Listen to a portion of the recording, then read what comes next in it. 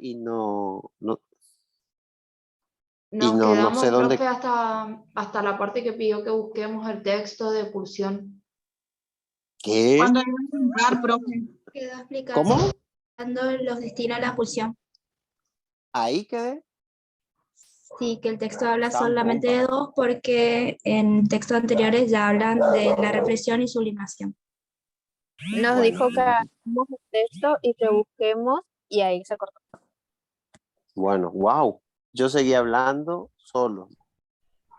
Bueno, voy a tratar de reconstruir. Entonces, en la última parte ustedes se van a encontrar con 4 destinos pulsionales que luego lo vamos a ver con más detalle.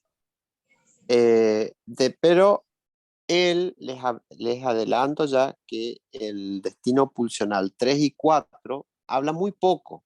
El 3 es la represión y el 4 es la sublimación. El 3, porque bueno, ya habló de represión en otros textos que ustedes ya los tienen también. Y del 4, que es sublimación, habló, si bien es cierto que habló poco, ya hemos complementado con otras ideas que hemos trabajado también nosotros. Entonces, ahora sí volvamos a la primera parte. Creo que ahí se les cortó. Y bueno, ahí quedamos todos. Entonces, 1, 2, 3, 4, 5. A ver. 6. 5, más o menos son 5. Los 5 primeros párrafos, más o menos, vamos a ubicarnos ahora, pero más o menos los 5 primeros párrafos se van a dedicar a explicar, digamos, en líneas generales, qué sería la pulsión y hacer una introducción. En el primer párrafo, él hace toda una introducción de carácter epistemológica, en la cual lo que dice es que todas las ciencias parten de una serie de conceptos que tienen que definir como su punto de partida, porque él lo que está intentando hacer es que, así como las otras ciencias parten de un punto de conceptos que son el punto de partida para otras elaboraciones, las pulsiones serían ese concepto. Y ahí vamos a hacer comparaciones. En el caso de las matemáticas, ¿cuáles son los conceptos que son punto de partida? ¿Cuál es el concepto desde el cual parte la matemática para explicar toda su teoría?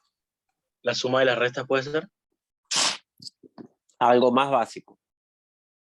¿Los números? Los números. Claro, los números es el punto de partida para la ciencia matemática. Sin la noción de número no se pueden hacer operaciones, ¿no es cierto? Porque todas las operaciones son combinaciones de números. Entonces, el elemento más básico son números. En el caso de la física, ¿cuál sería?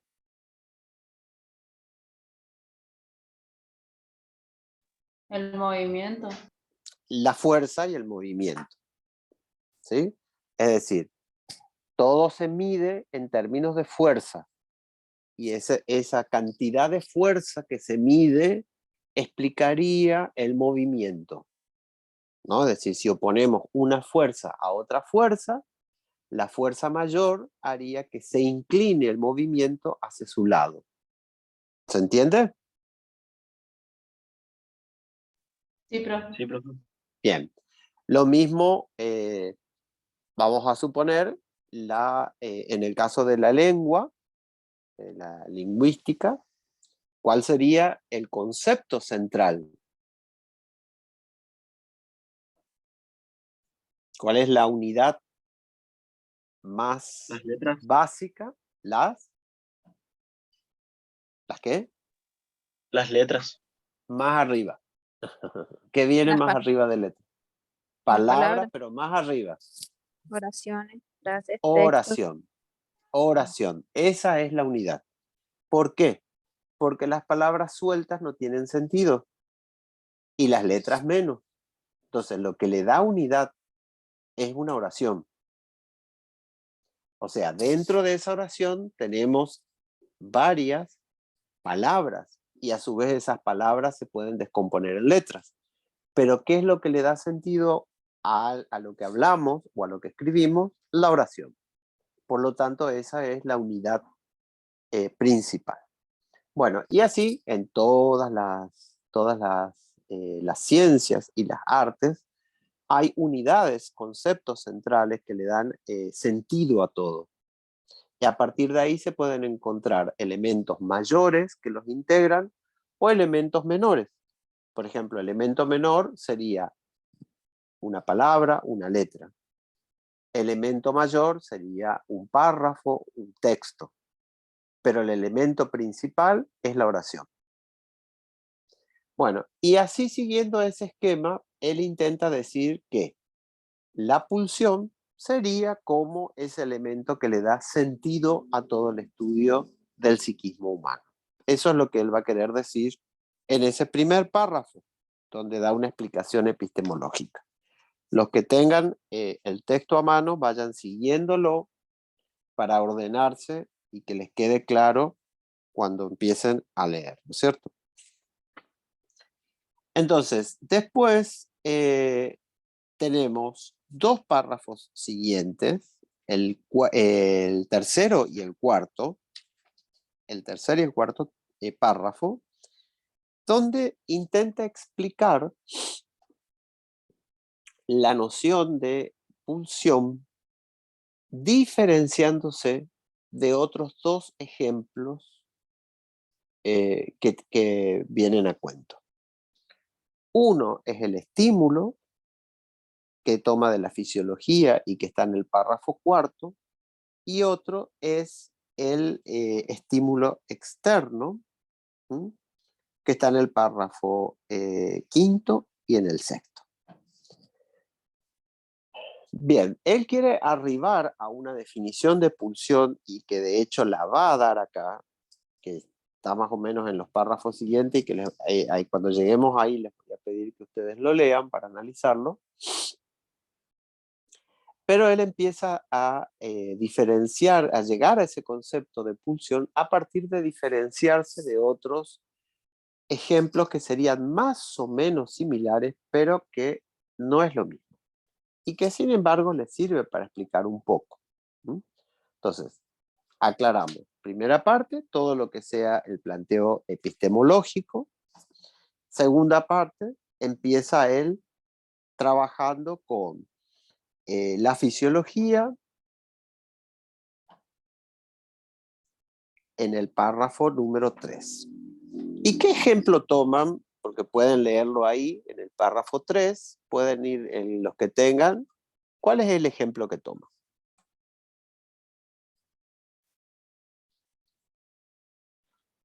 La fuerza de choque. En el 3, ese está después. En otro párrafo está. En el párrafo 3, ¿cuál es el ejemplo que toma? El esquema del reflejo. El esquema del reflejo. A ver, Sí, que quizás dice eso que ustedes... Sí. un estímulo Sí. aportado al tejido vivo, dice a la sustancia nerviosa, desde afuera es descargado hacia afuera mediante una acción. Bien. ¿Se acuerdan cuando ustedes estudiaron, creo que estudiaron eso en anatomía y fisiología del sistema nervioso? El arco reflejo. Se acordarán que el ejemplo más básico de eso son dos. El pinchazo con una aguja y que retiramos el dedo, ¿sí? O el reflejo rotular. Le dan con un pequeño martillito un golpe en la rodilla y ¿qué pasa con la pierna? Salta. Salta. Bien. Eso tiene la finalidad de explicar, o sea, ese párrafo lo que intenta explicar es que algo así va a ser con la pulsión. Pero ese ejemplo también tiene sus límites. O sea, lo que él está queriendo decir es lo siguiente. frente a un estímulo exterior, hay algo interno en el organismo que ya está predeterminado y que no va a cambiar y que va a responder de la misma manera. Entonces, se pincha una persona con una aguja en el dedo y ¿qué hace? Automáticamente, sin pensarlo, de manera absolutamente involuntaria, retira la mano del punto de peligro.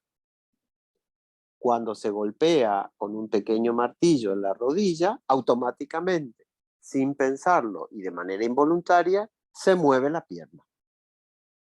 ¿Sí? Él está queriendo decir con eso que algo similar a eso va a suceder con la pulsión. Ese va a ser el sentido que va a tener este párrafo, que es el tercero. Entonces, de ahí sigue explicando más o menos lo mismo. Y vamos al párrafo cuarto, donde ahí ya empieza a trabajar con los ejemplos más específicos. A ver, ¿quién que tenga el material va a leer el párrafo cuarto, pero que no sean los que siempre participan? Vamos a cambiar las voces. Otros Yo que puedo leer, lean para profe, ir analizando. Bueno, el párrafo que dice, ahora bien, sí. ok. Ahora bien, ¿qué relación mantiene la pulsión con el estímulo? Nada nos impide subsumir el concepto de pulsión bajo el del estímulo. La pulsión sería un estímulo para lo psíquico, pero enseguida... Perdón, vamos a analizar eso. Ok, Fíjense ok. lo que dice aquí. Él intenta establecer la relación que se produciría entre la pulsión con el estímulo. ¿Por qué? Porque es claro cuando en el párrafo anterior, cuando él dice un estímulo, como podría ser una aguja, puesto sobre el dedo, produce automáticamente el retiro de la mano, o el martillo sobre la rodilla produce automáticamente la respuesta de patear, ¿sí? Entonces, por eso él se pregunta, ¿qué relación mantiene la pulsión con el estímulo?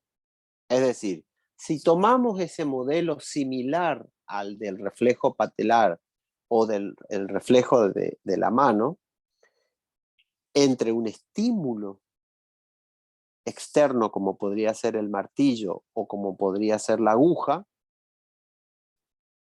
si nosotros tomamos ese modelo, ¿qué relación tendría entre el estímulo que viene de afuera y la pulsión que viene de adentro? Eso es lo que él quiere saber, ¿sí? Es decir, porque él está diciendo, tomamos el modelo de la fisiología, pero no es un modelo 100% fisiológico. Va a ser distinto. Entonces, él lo que quiere saber es qué relación tiene. Y entonces dice, nada nos impide subsumir el concepto de pulsión bajo el de estímulo. ¿Subsumir qué sería? Para todos.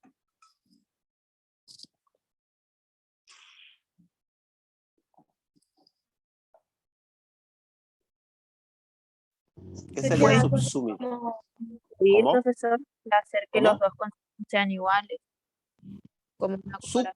Subsumir. Como que abarca, profe, una cantidad. Uno abarca al otro. Claro. Como Subsumir que incluye significa algo. eso. Uno exactamente que incluya al otro, uno que abarque al otro. Entonces, acá lo que él dice es que el concepto de pulsión quedaría subsumido bajo el de estímulo. Y la pulsión sería un estímulo para lo psíquico. Es decir, lo que él está diciendo es, así como el estímulo, que es la aguja o el martillo, la pulsión sería un estímulo para lo psíquico. ¿Se entiende lo que estamos diciendo? Sí, profe. Sí. Bueno, entonces, con la diferencia de que la aguja y el martillo vienen de afuera y la pulsión viene de adentro. Entonces, entre los dos conceptos de pulsión y de psíquico, lo psíquico, ¿cuál sería el concepto mayor y cuál sería el concepto menor?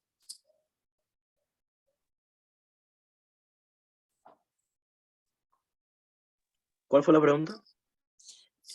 Entre los dos conceptos, pulsión y lo psíquico, ¿cuál sería el mayor y cuál sería el menor? Mayor lo psíquico, ¿no, profe? Mayor sería lo psíquico y lo menor sería pulsión. Eso es lo que está diciendo ahí en esa oración, ¿eh? Todos interpretan exactamente lo mismo. Por dos razones. Primero, para no perdernos en la lectura.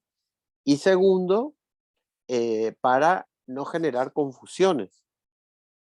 Hay un concepto que subsume al otro. En este caso, lo psíquico subsume al de pulsión. El de pulsión es menor, pero sin embargo, la pulsión es lo que mueve a lo psíquico. Eso es lo que él está diciendo.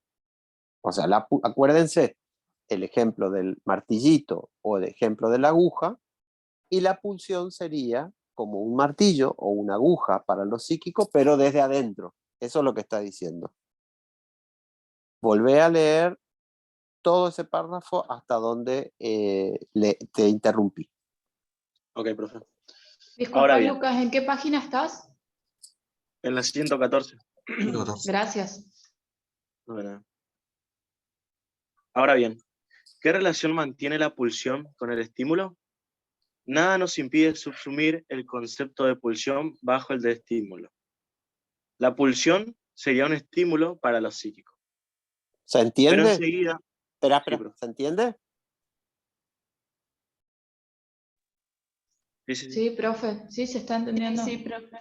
Bien.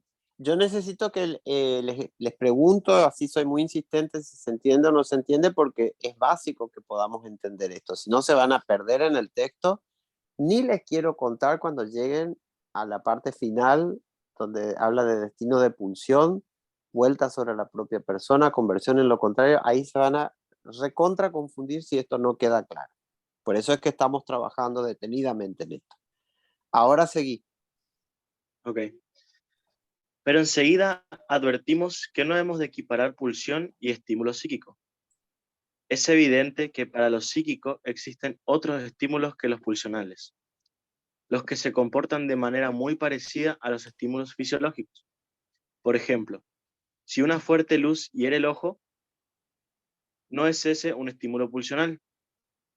Si lo es el sentir sequedad en la mucosa de la garganta o acidez en la mucosa estomacal. A ver, espera. Sí. A ver.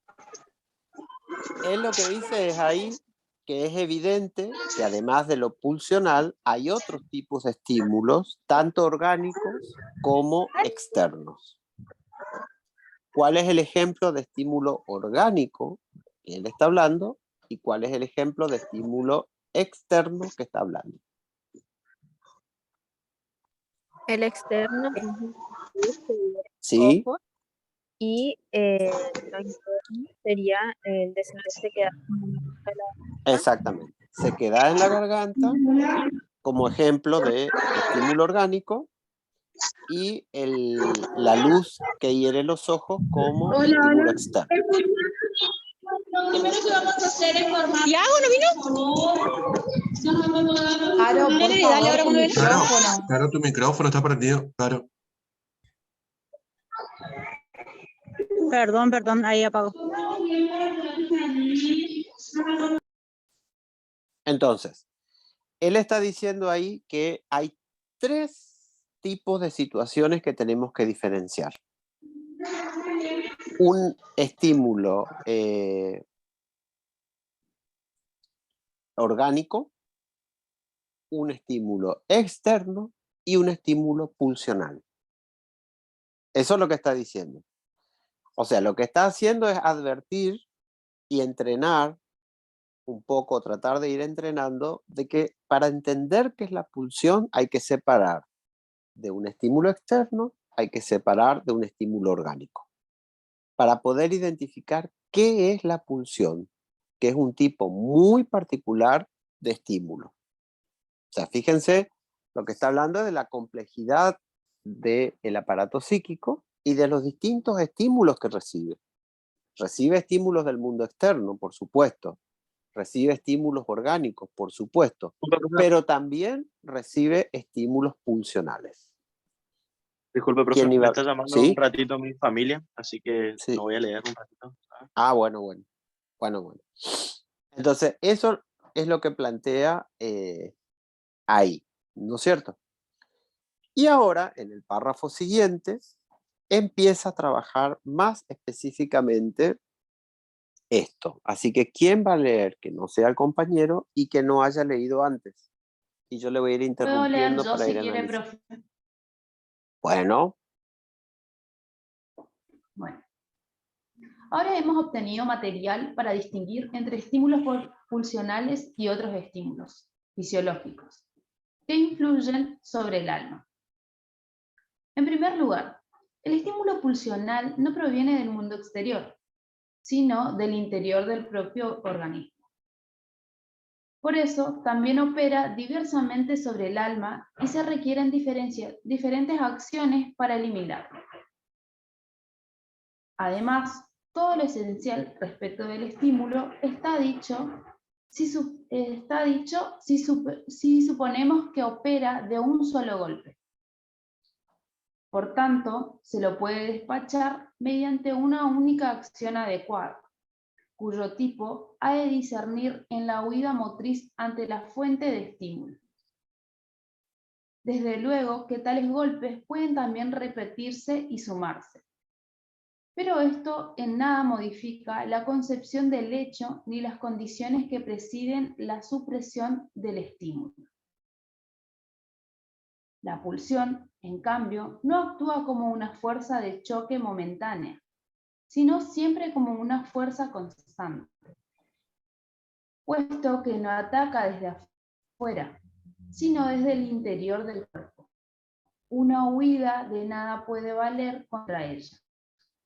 Será mejor que llamemos necesidad al estímulo pulsional. Lo que cancela esta necesidad es la satisfacción. Esta solo puede alcanzarse mediante una modificación apropiada a la meta, adecuada, de la fuente interior del estímulo. Y después ya empieza el siguiente párrafo. Bueno, está bien. A ver, ahí va a indicar dos características de la pulsión. A ver si logran identificar las dos primeras características que él establece de la pulsión. Como una fuerza constante, profe. ¿La primera cuál es? Que no proviene del mundo externo, sino del interior del propio organismo. Esa es la primera. Que no proviene del mundo externo, sino del interior del organismo. Y la segunda, que es una fuerza constante, no es una fuerza momentánea. Bien, eso nos permite diferenciar el estímulo fisiológico del estímulo de la pulsión por un lado y el estímulo externo de la pulsión. ¿Por qué? Porque dijimos que al aparato psíquico le llegaban tres tipos de estímulos, dijimos en el párrafo anterior. Uno que se refería a lo fisiológico, otro que se refería a lo externo y otro que se refería a lo pulsional.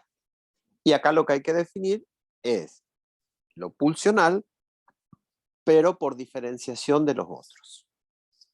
Entonces, ¿qué pasa con el estímulo externo? Claramente viene de afuera. Lo pulsional viene de adentro. ¿Qué pasa con el estímulo orgánico? Actúa como una fuerza de choque, es decir, se siente puntualmente, se satisface, se termina. Tengo hambre, ¿qué hago? Como algo y se termina el problema. En cambio, la pulsión es una fuerza constante. Estas son las dos primeras características que van a diferenciar la pulsión. Primero, que viene de adentro y segundo, que es constante.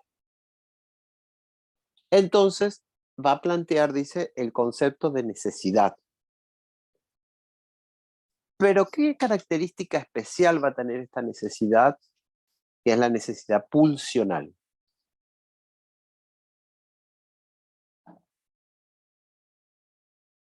Si es un estímulo constante, ¿qué tipo de necesidad va a ser?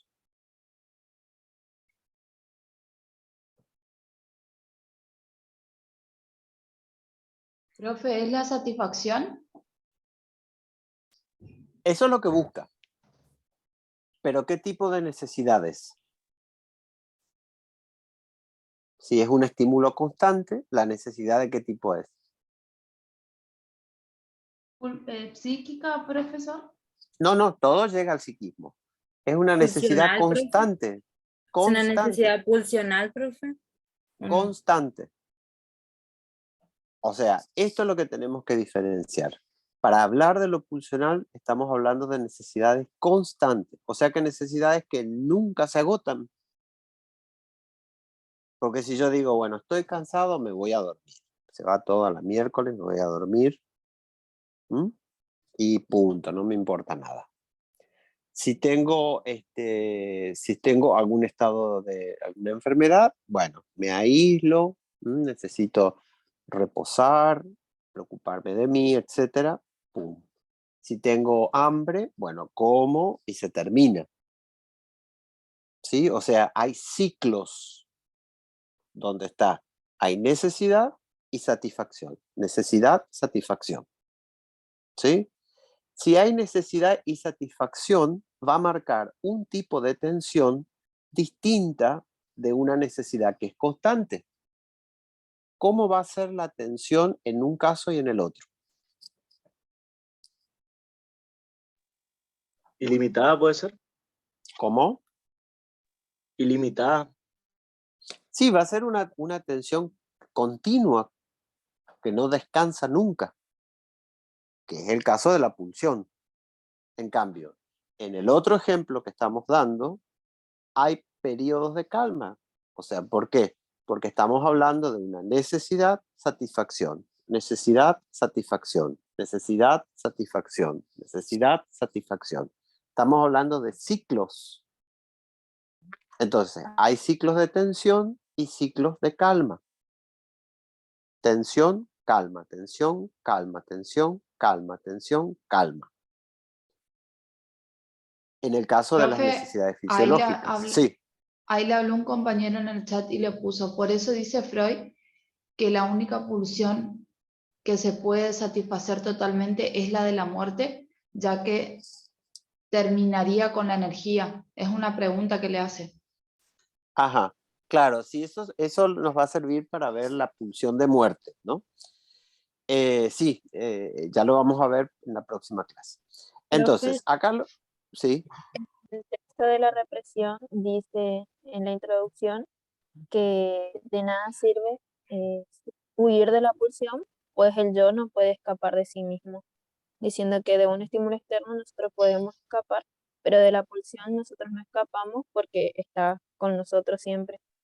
Entonces la exactamente. única que tenemos es poder, o sea, las 4 destinos serían. Tenemos que satisfacerla, reprimirla o hacer algo con eso. No podemos escapar de la pulsión. Exactamente.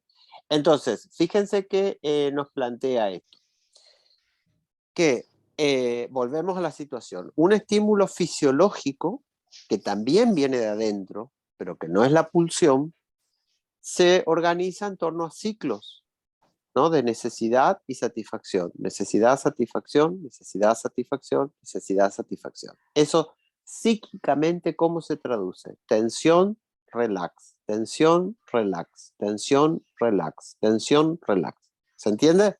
Eso es lo fisiológico. Ahora, frente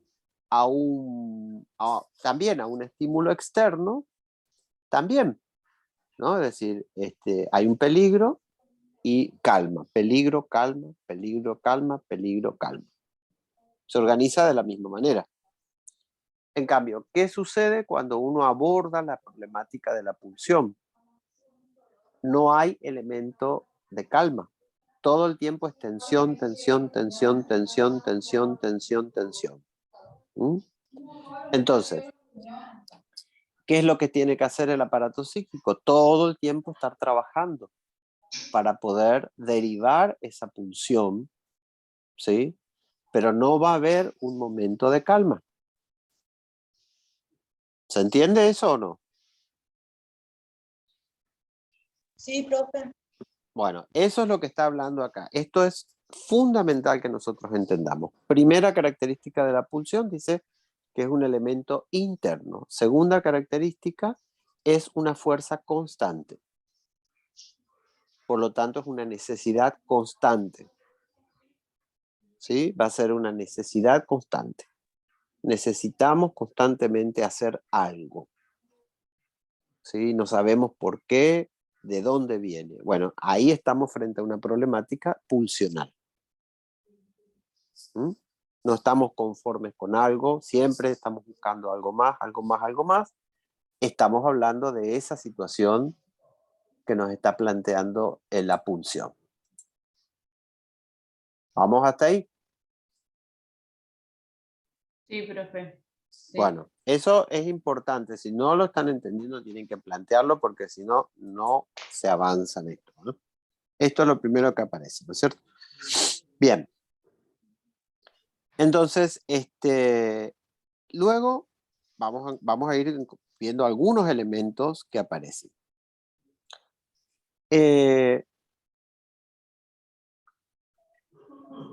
Ahí nos va a aparecer,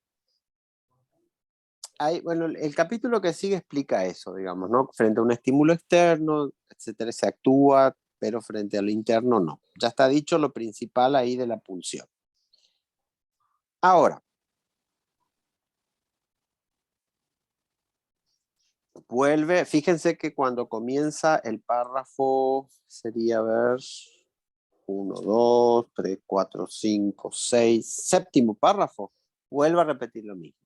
Entonces, primero hallamos la esencia de la pulsión en sus caracteres principales, a saber, su proveniencia de fuente de estímulo situada en el interior del organismo y su emergencia como fuerza constante. Y de ahí derivamos uno de sus ulteriores caracteres, que es su incoercibilidad por acciones de huida. Por más que se huya, como es siempre una fuente constante de insatisfacción, obviamente no se puede huir de ellas. Ahí repite todo lo mismo.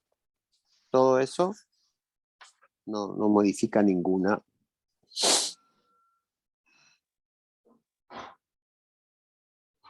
Bueno, ahí sí, en ese mismo párrafo vamos a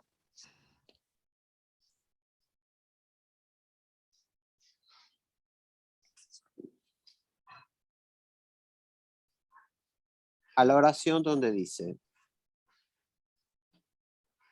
los estímulos exteriores, ¿quién va a leer?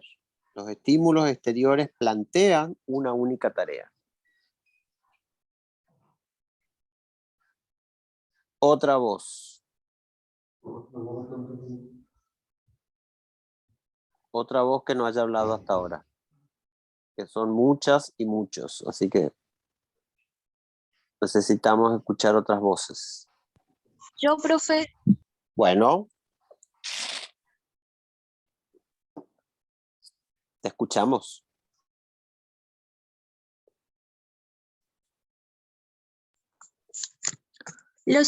Los estímulos exteriores plantean una única tarea, la de sustraerse de ellos, y esto acontece mediante movimientos musculares de los que por último uno alcanza la meta y después, por ser el adecuado al fin, se convierte en disposición heredada. Los O estímulos sea, perdón, te interrumpo ahí. O sea, ahí lo que está diciendo es, bueno, ¿qué pasa con el aparato psíquico cuando se trata de estímulos exteriores? ¿Sí? O sea, se soluciona y pasa a formar parte, dice, de la disposición heredada. ¿Qué quiere decir eso? Que de los estímulos, de la relación que tiene el aparato psíquico con los estímulos exteriores, se puede, ¿qué? Aprender. ¿Qué se puede hacer? Profe, es como que Los Se estímulos externos nosotros los recibimos y podemos guardarlos y después en otra situación similar puede, digamos, reaccionar de la misma manera, ¿puede Sí. ser? ¿Y eso qué significa? ¿Cómo se llama eso? Eso es Podemos, aprende, profe. Es como que o sea, aprende, profe. aprender, exacto, se aprende de esa Claro. experiencia. Del estímulo, Profe, lo que él está diciendo es que, ya voy, lo que él está diciendo es que frente al estímulo externo, la relación que el aparato psíquico con el, que guarda el aparato psíquico, perdón, con el estímulo externo, es una relación de aprendizaje, o sea, yo puedo aprender. Eso está diciendo. Ahora, a continuación va a decir qué pasa con la pulsión. ¿Qué ibas a decir? ¿Que te le iba a decir interrumpí? que esto también puede ser que se relacione con lo que nosotros vemos como asimilación y acomodación, que primero asimilamos lo externo y después lo acomodamos y de ahí aprendemos. Sé que es otra teoría, pero más o Ajá. menos para mencionarlo. Ah, sí, se puede mencionar. Bueno, ahora seguí quien estaba leyendo la siguiente oración donde explica qué sucede. Primero dijo, ojo, de los estímulos externos se puede aprender. ¿Qué dice ahora? Los estímulos pulsionales que se generan en el interior del organismo no pueden tramitarse mediante ese mecanismo. Ujú. O sea, ¿se puede aprender? ¿No? No. Está diciendo claramente que acá no hay posibilidad de aprender. Esa va a ser otra característica que va a tener la pulsión. ¿Sí? Frente al estímulo externo, el aparato psíquico tiene posibilidad de aprender. Acá no tiene posibilidad de aprender. Acá tiene que hacer otro tipo de operación, pero aprender no va a poder hacerlo. ¿Se entiende? Sí, profe. Eso es lo que está diciendo ahí. Y ahora va a ir explicando qué es lo que sucede. A ver, seguí leyendo una oración más para explicar un poco, porque él va a decir, ok, si no se puede aprender, entonces, ¿qué miércoles se puede hacer con esto? A ver. Por eso plantean exigencias mucho más elevadas al sistema nervioso y lo mueven a actividades complejas, encadenadas entre sí, que modifican el mundo exterior lo suficiente para que satisfaga a la fuente interior de estímulo. Punto. A ver. Fíjense lo que dice. Plantean exigencias mucho más elevadas al sistema nervioso. Más elevadas que lo que significa aprender. ¿Por qué? Y esto se explica en la siguiente parte de la oración. Porque dice, lo mueven a actividades complejas, o sea, mueven al aparato psíquico a actividades complejas, encadenadas entre sí, que son actividades que tienden a modificar el mundo exterior lo suficiente para que satisfaga a la fuente interior del estímulo. O sea, ¿qué está diciendo del estímulo exterior cuando uno aprende? ¿Yo tengo que modificar algo del mundo externo? ¿Necesariamente? Para aprender según lo fisiológico no, pero remitió a lo pulsional sí o sí. O sea, de todo lo que sean estímulos externos, yo no tengo que aprender nada necesariamente. No tengo que modificar nada necesariamente cuando aprendo. ¿Sí? Es decir, un peligro externo, lo único que hago es evito. Ya aprendí que esto me quema, ya aprendí que esto me corta, ya aprendí que esto me hinca, ya aprendí que esto me hace doler, ya aprendí que, etcétera, etcétera. Bueno, ¿tengo que modificar algo del mundo externo? ¿No, profe? No, no. Ahora, si yo empiezo, por ejemplo, a sacar todos los elementos cortantes que haya en mi casa, ¿qué estoy haciendo en el mundo externo? Modificando. Está Modificando. modificando, profe. Estoy modificando. ¿estoy respondiendo a algo ligado al mundo externo o estoy respondiendo a un elemento pulsional? A un elemento pulsional, profe. A un elemento pulsional. ¿Por qué? Porque lo otro es una locura. Es decir, ¿cómo voy a estar sacando todos los elementos cortantes? Al final voy a terminar viviendo abajo de un árbol y también tengo que sacar las espinas. O sea, una cosa muy loca, ¿se entiende? Sí. Eso es lo que está diciendo acá. Por eso, fíjense lo que dice. Plantean exigencias mucho más elevadas al sistema nervioso y lo mueven a actividades complejas encadenadas entre sí que modifican el mundo exterior lo suficiente para que satisfaga a la fuente interior de estímulo. ¿Se entiende lo que se está diciendo o no? Sí, profe. Sí, profe, se Bien. entiende. Bueno, eso es lo que está planteando, ¿sí? Seguí con la siguiente oración, porque sigue esta oración que va a leer la compañera, sigue en la misma línea de lo que estamos diciendo hasta ahora, de la pulsión. Y sobre todo, lo obligan a renunciar a su propósito ideal de mantener alejados los estímulos, puesto que producen un aflujo continuado e inevitable de estos. Bien, fíjense lo que dice. Lo obligan a renunciar a su propósito ideal de mantener alejados los estímulos. O sea, el propósito ideal cuando estamos en la secuencia del estímulo externo, ¿cuál es? Bueno, ay, qué suerte, ya sé lo que es que me queme y entonces ya aprendí que tengo que tener cuidado. Uy, ya sé lo que es que me corte algo, así que cada vez que vea algo que sea cortante voy a cuidarme, voy a evitar, etcétera, etcétera, ¿no? Uy, ya sé qué suerte que aprendí que, por ejemplo, que el día está tan caluroso que me voy a deshidratar. Qué suerte que ya aprendí, así que ya sé que tengo que cuidarme del sol, ya sé que tengo que tomar agua constante, etcétera, ¿sí? Entonces, eso es el propósito ideal, ¿sí? Ahora, ¿qué hace la pulsión al aparato psíquico? Dice acá.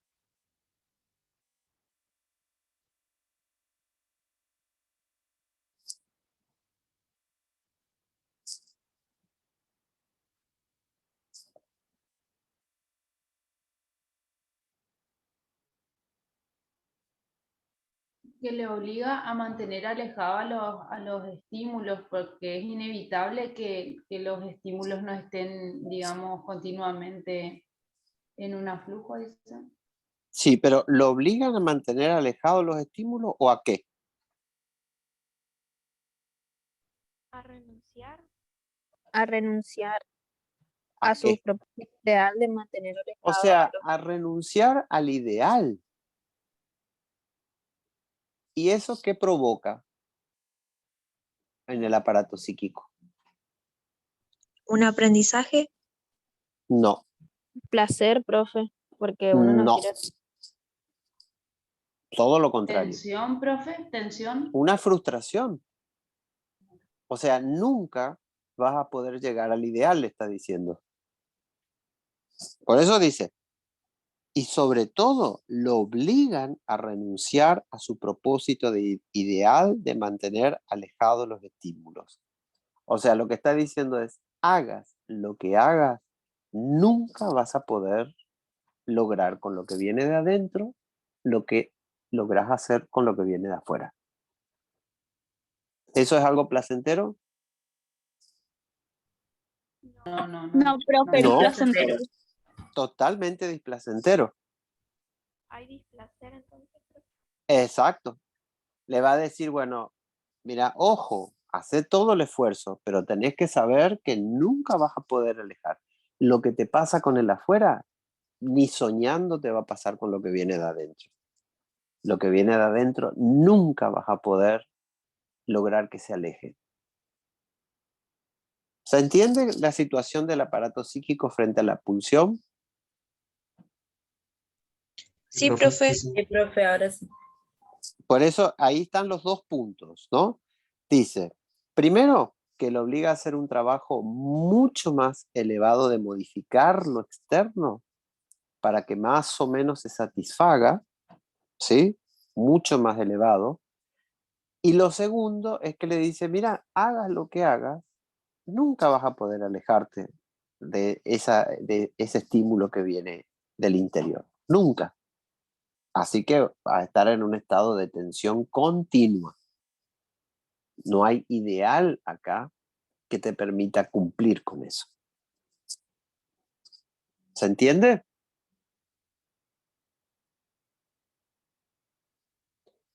¿Cuándo es suficiente para que ustedes sepan todo de algo? Nunca, profe. Nunca. Eso es el estímulo interior, la pulsión. Nunca.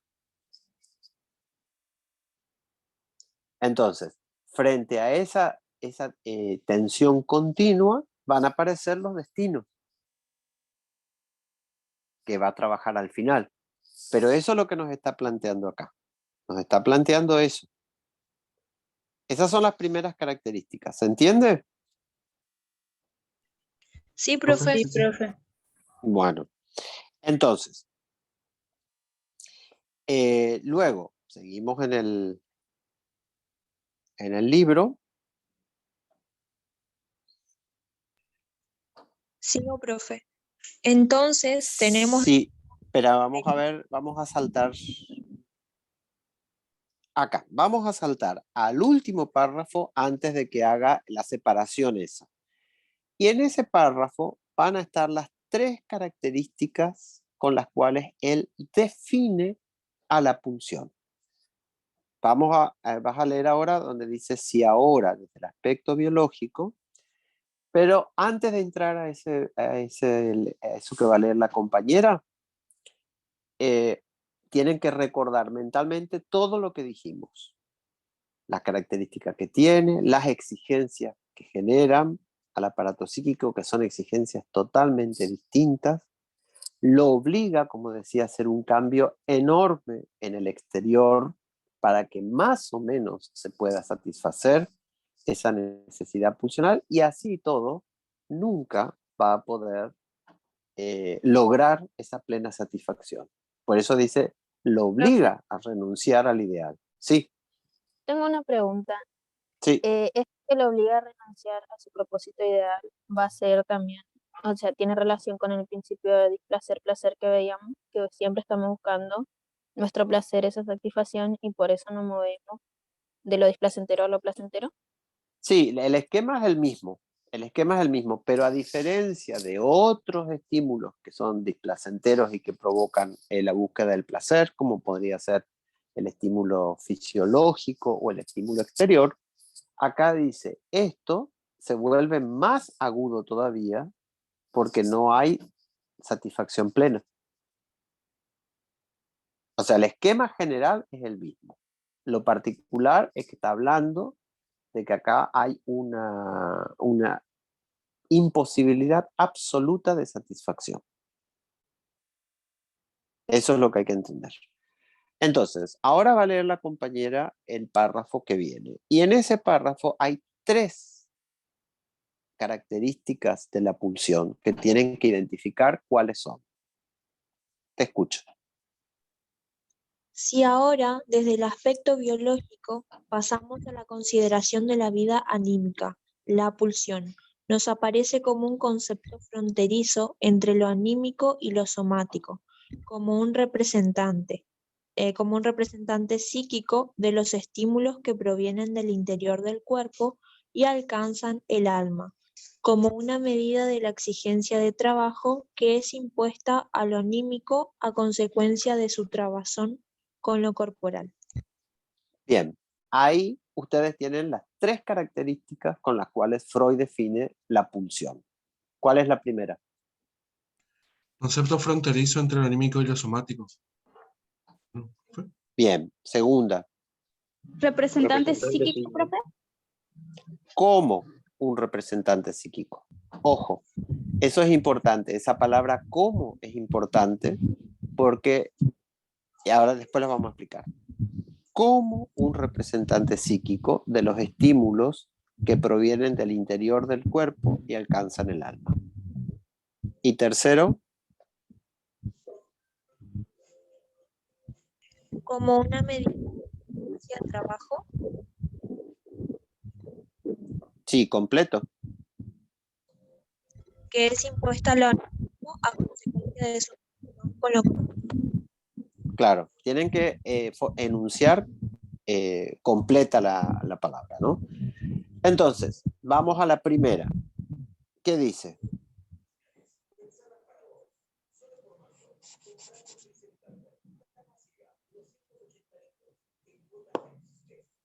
Que aparece como un concepto fronterizo de lo anímico y lo somático. Como un concepto fronterizo entre lo anímico y lo somático. ¿Mm?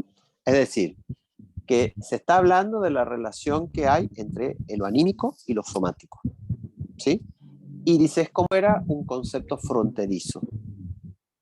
Algo que está en las fronteras entre lo anímico y lo somático. Como si fuera un concepto fronterizo. ¿Y qué significa que es un concepto fronterizo? Que está en las fronteras, obviamente, entre lo anímico y lo somático. ¿A quién le corresponde?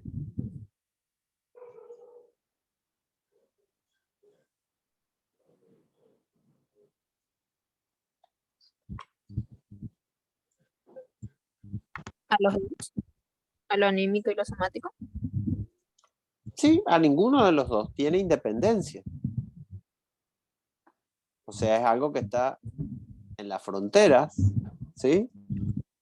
Demarca un territorio y otro, pero no corresponde a ninguno de los dos. Tiene independencia. Hay que trabajar situaciones. Es como si ustedes se van a la frontera y tienen acá la frontera de Argentina con Paraguay. Está claramente demarcada cuál es la frontera de un país, cuál es la frontera del otro. Pero hay que hacer ciertas normativas. ¿Por qué? Y porque se van a producir situaciones distintas a si estamos, por ejemplo, acá en Formosa, que es claramente Argentina, o si estamos en Asunción, que es claramente Paraguay. Pero en la zona de frontera hay muchas situaciones que no se sabe si están de un lado o si están del otro, y hay que hacer normativas especiales. Entonces acá dice lo mismo. Es como un concepto fronterizo entre lo anímico y lo somático.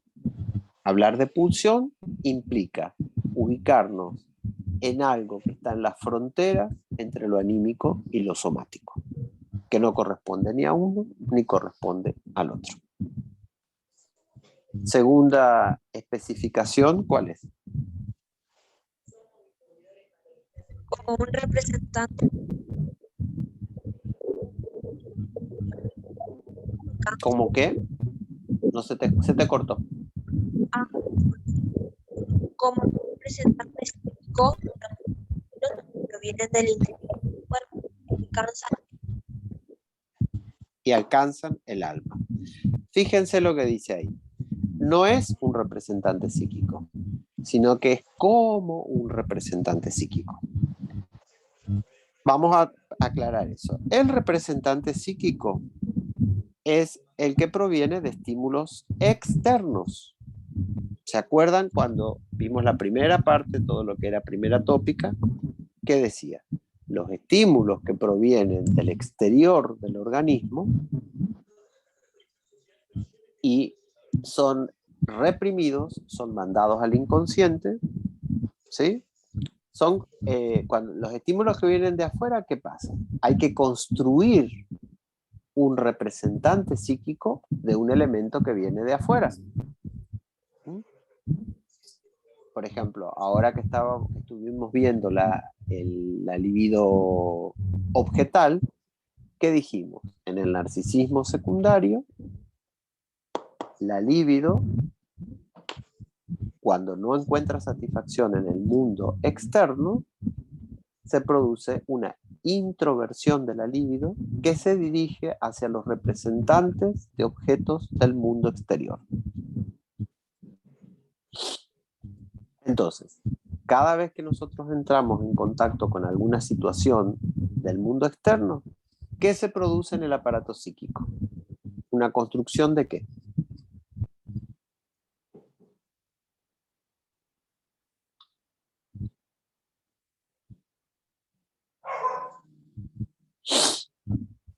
¿Cómo, profe? Cada vez que se hace un encuentro del aparato psíquico con algún elemento del mundo externo, ¿qué se produce en la mente? Una representación, profe. Una representación de ese elemento. Una representación psíquica de ese elemento. Con ese empezamos a manejarnos. Y la pulsión dice, es como si fuera un representante psíquico, pero de estímulos que provienen del interior del cuerpo y alcanzan el alma. O sea, no de los que vienen de afuera. Entonces, los estímulos que provienen del exterior, ¿cómo quedan en el aparato psíquico? ¿Convertidos en qué?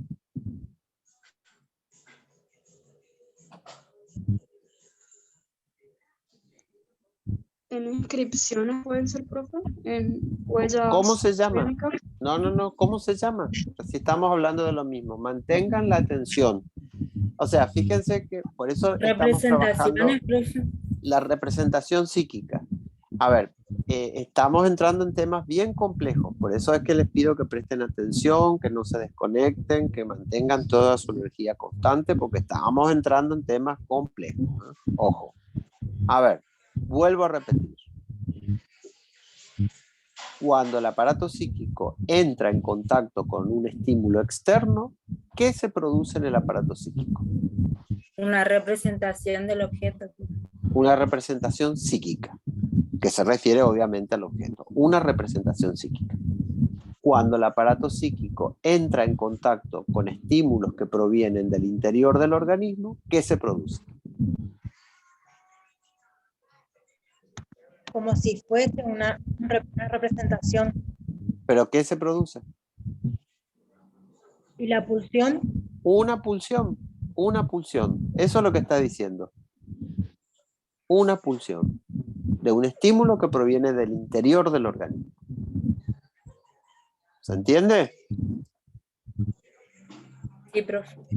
Vayan siguiendo porque hasta ahí podemos trabajar con ese es el margen que tengo de acompañarlos en la lectura. Más de ahí no, porque ya depende de ustedes. Si ustedes están así medio perdidos y qué sé yo, y no preguntan nada, ya no es mi culpa, ¿eh? ¿Y el tercer elemento cuál es?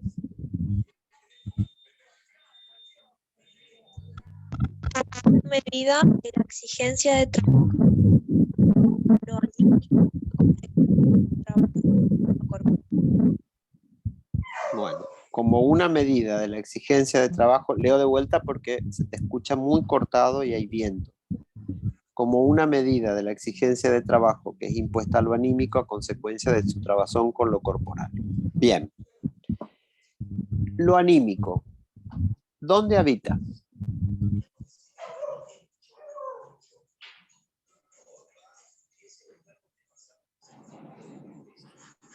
¿En la mente, profe? Lo anímico es la mente.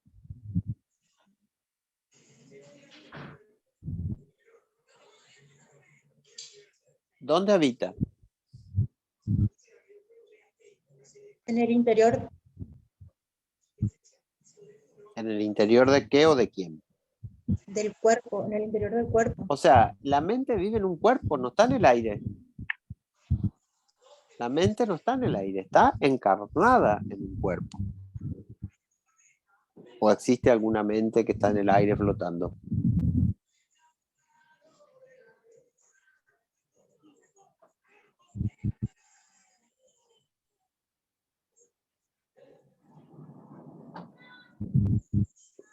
Parece que ustedes conocen mentes que están flotando. No, profe. No, profe.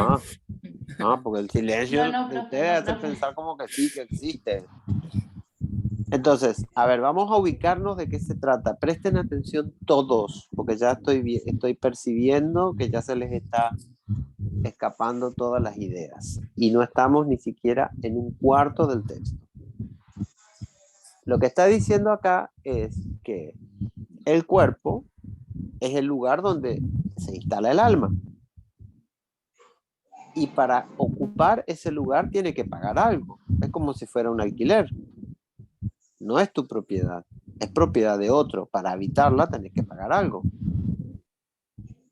Entonces, esa pulsión dice como una medida de exigencia de trabajo que es impuesta a lo anímico a consecuencia de su trabazón con lo corporal. Esas son las tres características que da de la pulsión. ¿Se entiende hasta ahí o no? Sí, profe. Sí, profe. Sí, profe. Graciela, tu micrófono.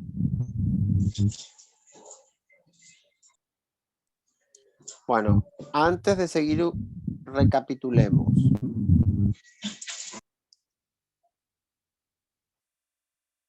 Recapitulemos.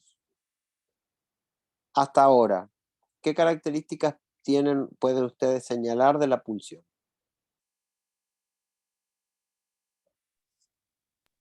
Primero que nada, que se puede comparar con un estímulo, pero es interno, es constante, es una fuerza constante.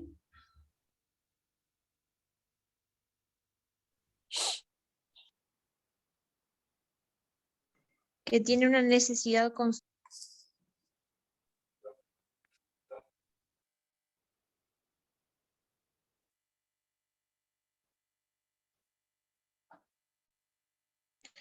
Que no hay calma, que es interno, constante, provoca frustración.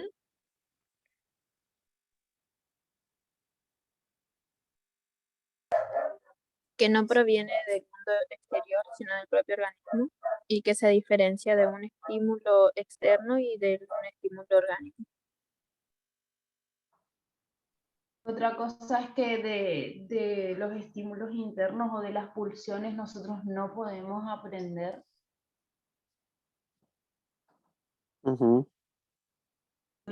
También que como no podemos aprender de esto, requiere de movimientos complejos para el organismo y que nos pide que modifiquemos el mundo exterior, sí. Exactamente. Es decir, que a diferencia de los estímulos exteriores, que la solución es evitarlos, acá no, la única solución es modificar el mundo externo. Todo lo que sea modificación del mundo externo es lo único que más o menos permite un alivio frente a esa tensión constante que es la pulsión. Esa va a ser la característica. Las características. ¿Se entiende hasta ahí? Sí, profe. Sí, Bueno. se entiende. Esa primera parte del texto la tienen que absolutamente todos volver a leer con mucha precisión, ¿sí? Tratando de masticar bien las ideas, de plantearse bien qué es lo que significa la pulsión para la vida psíquica. Eso lo van a volver a leer todo. Luego ustedes van a encontrarse con lo más común es todo ese apartado que viene después del espacio en blanco, ¿sí? Hasta el próximo espacio en blanco, que va a hablar de los 4 elementos de la pulsión, que serían esfuerzo, meta, objeto, fuente de la pulsión. Cosa que también es complicado. Y vamos a tratar de ver hasta dónde se puede llegar. Ya estamos medio sobre la hora, vamos a tratar de ver, y si no, agregamos después otro tiempo. Pero lo que necesito es que ustedes lean el texto en profundidad, porque acá sí que, chicos, ya no estamos jodiendo, estamos hablando de material bastante pesado que hay que poder entender en profundidad, ¿eh? O sea que ya lecturas así generales y superficiales ya no sirven con esto. Bueno, eso van a encontrar en ese apartado, ¿sí? Hasta el siguiente espacio vacío. Luego aparece otro espacio después del espacio vacío, donde comienza hablando primero de la teoría pulsional, que son las pulsiones yoicas o de autoconservación, versus las pulsiones sexuales, ¿sí? Eso es lo que viene después de eso, primero. Después, empieza con todo lo que sea placer de órgano, bueno, distintas cosas, ahí empieza a presentar trastorno hacia lo contrario, vuelta hacia la propia persona, la represión, la sublimación. Empieza a presentar todo eso. Y ahí quiero ver. Todo eso sigue trabajando hasta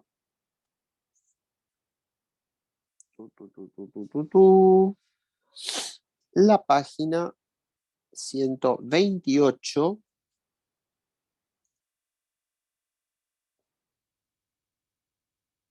donde dice, quizás nos acerquemos a la comprensión de los múltiples contrarios de la Mar si consideramos que la vida psíquica, la vida anímica, en general está gobernada por tres polaridades. Ese es otro punto especialmente importante que yo les voy a pedir en exámenes finales, seguro, que tienen que tener trabajado.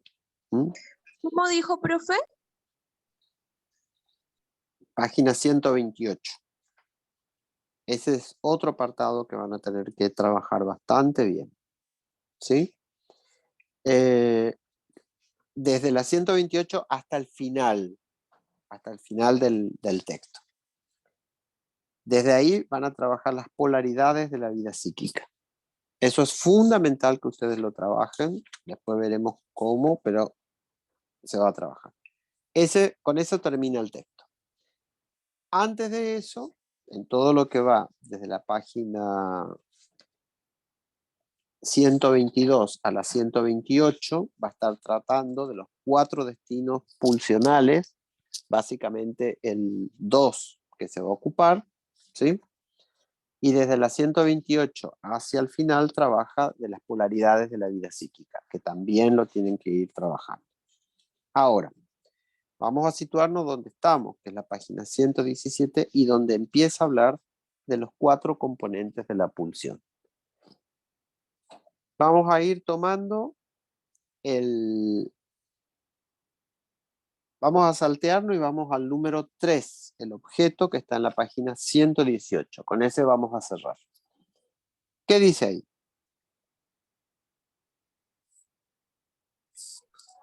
¿Leo, profe?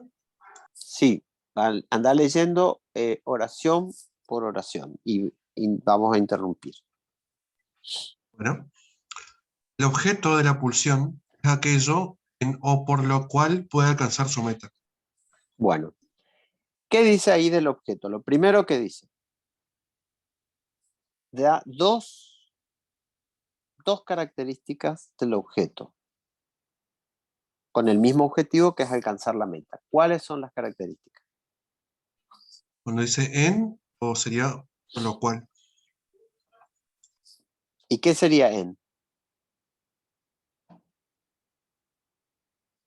Dice el objeto de la pulsión sería aquello en el cual puede alcanzar su meta o por el cual puede alcanzar su meta. Sí. Ok, ¿cuál sería la diferencia?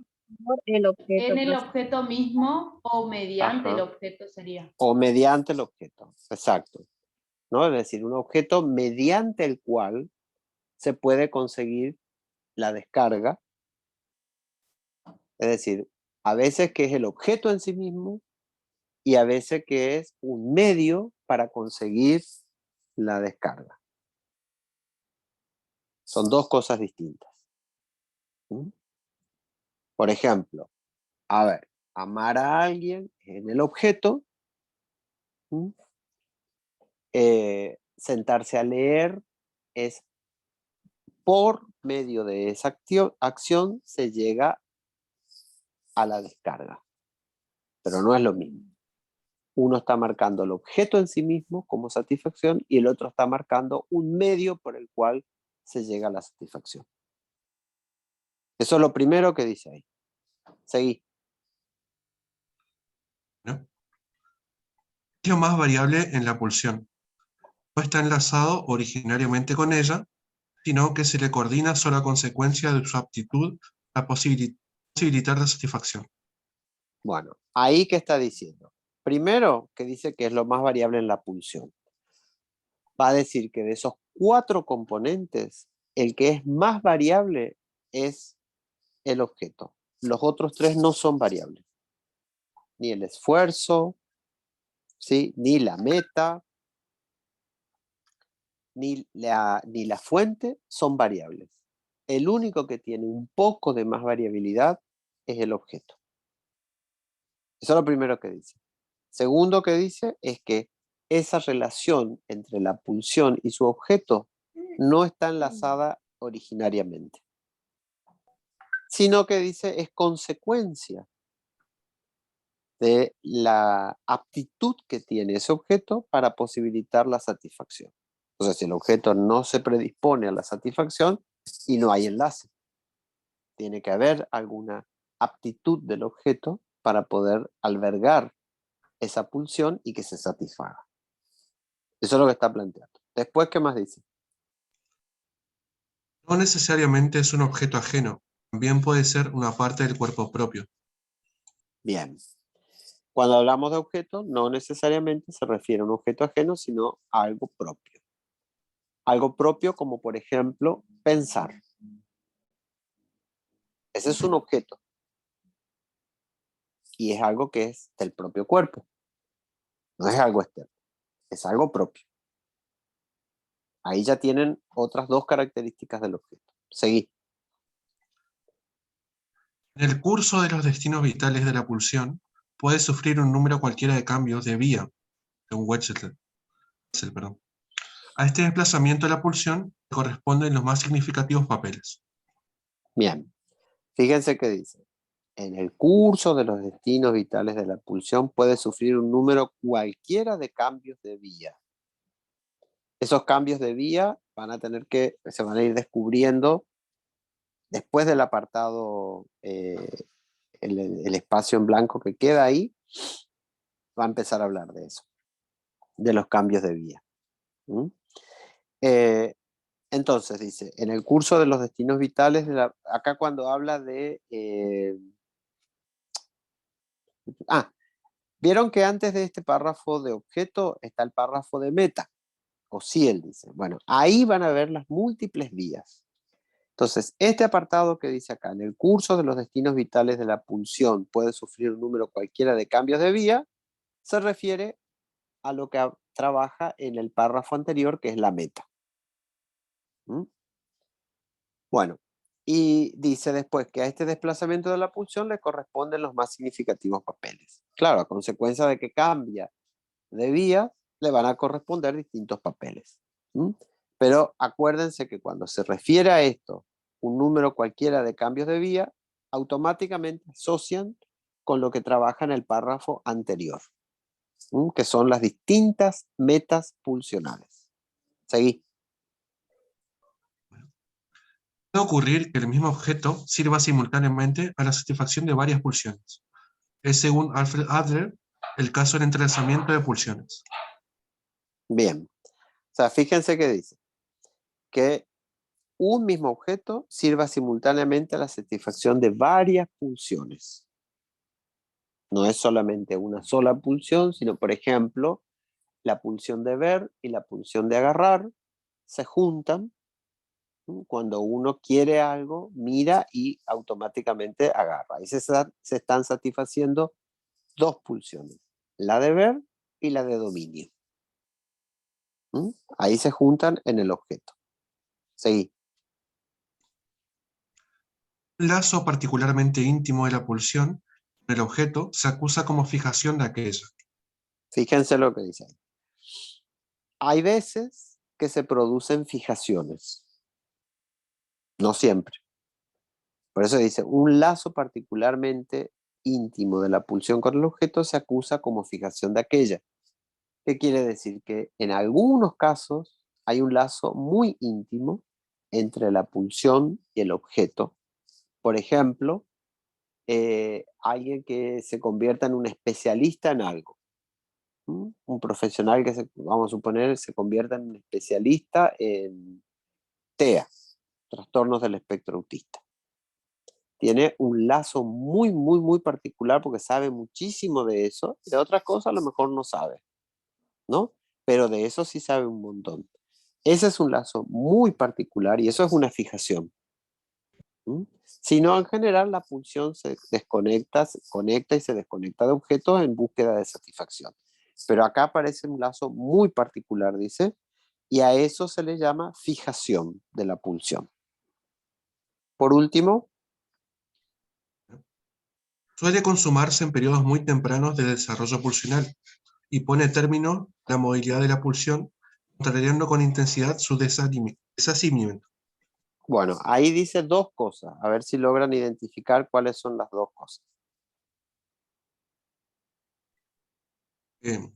Suele consumarse en periodos muy tempranos de desarrollo ¿Qué pulsional. cosa se suele consumar? Estos lazos que dijo de fijación, ¿no? Los lazos de fijación entre la pulsión y ¿qué? Y el objeto. Y el objeto. Los lazos de fijación entre la pulsión y objeto en periodos muy tempranos del desarrollo pulsional, y esa fijación, ¿qué pasa con esa fijación? Pone término a la movilidad de la pulsión, contrariando con intensidad su deshacimiento, dice. ¿Y qué quiere decir eso? Primero, que la pulsión ya tan móvil ya no se vuelve tan móvil. Y segundo, Con intensidad como que se comprende su deshacimiento. ¿Se desprende, profe?